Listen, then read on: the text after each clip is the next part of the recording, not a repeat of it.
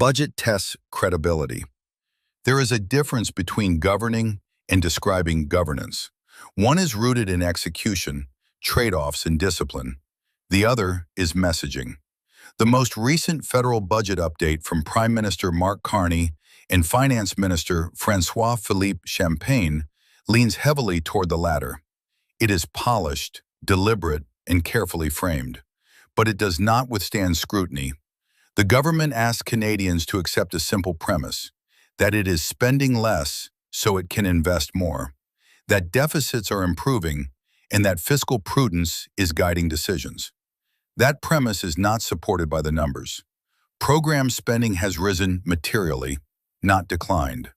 What was projected at $568 billion only months ago has now climbed to nearly $595 billion. That is not restraint, it is expansion, presented as discipline. More concerning is not simply that spending is rising, but where it is going. The government claims a pivot toward productive investment, yet capital investment is projected to fall. This is not a technical discrepancy. It is a contradiction at the core of the fiscal narrative. If spending is increasing while investment is declining, then the claim of rebalancing toward growth is not credible. The government points to a lower near-term deficit as evidence of sound management, but that improvement is almost entirely revenue-driven. A stronger-than-expected influx of revenue has temporarily narrowed the gap. The decision that followed is revealing. Rather than applying that windfall to materially reduce deficits or rebuild fiscal capacity, the overwhelming share has been spent. Over the medium term, for every $100 in new revenue, roughly $97 is committed to new spending. That is not fiscal repair. It is consumption financed by good fortune. This matters because fiscal policy is not judged in calm conditions. It is judged in stress. Canada has avoided a recession for now, despite tariff pressures and global uncertainty. That is welcome, but it is precisely in periods of relative stability that governments are expected to prepare for disruption. Instead, this update reflects a continuation of a pattern. Every improvement in revenue is treated as an opportunity to expand commitments rather than strengthen the balance sheet. The longer-term outlook makes this approach untenable. The government itself projects slowing productivity growth, declining toward levels that are already among the weakest in the developed world. Without productivity, there is no sustainable revenue growth. Without revenue growth, deficits become structural.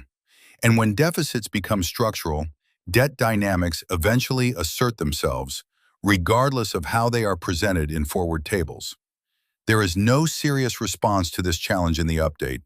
There is no broad tax reform aimed at improving competitiveness. There is no meaningful deregulation to unlock private investment. There is no effort to remove interprovincial barriers that fragment the domestic market.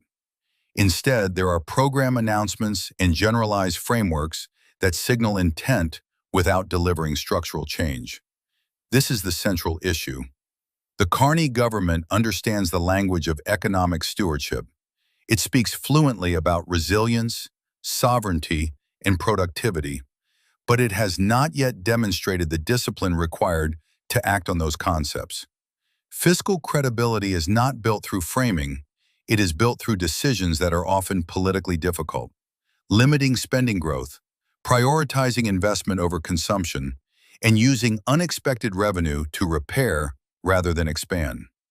Canada does not face an immediate fiscal crisis, but it is moving in a direction where options narrow over time. The risk is not sudden collapse. It is gradual erosion of flexibility, where each successive budget has less room to respond to shocks, less capacity to invest in growth, and greater reliance on optimistic assumptions. Prime Minister Carney has positioned himself as a serious steward in a more uncertain world. That is the right ambition, but seriousness in government is measured in outcomes, not tone. This budget update does not yet meet that standard.